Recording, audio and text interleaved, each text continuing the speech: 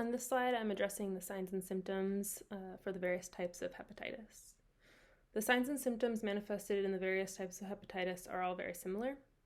Those infected can range from asymptomatic to having fulminating hepatitis with a rapid onset of liver failure and coma.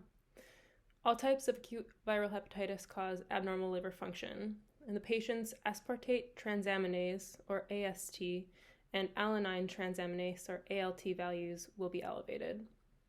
The course of infection is divided into 3 separate phases after the incubation period has passed. The first is the prodromal phase.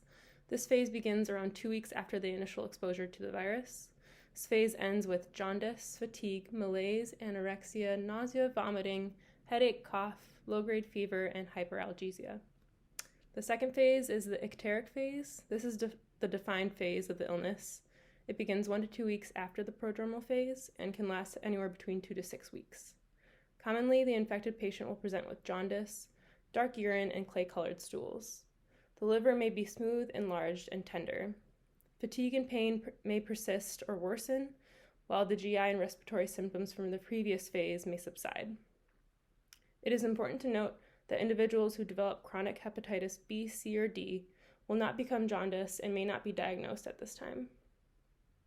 The last phase is the recovery phase. This phase begins about 6 to 8 weeks after the initial exposure.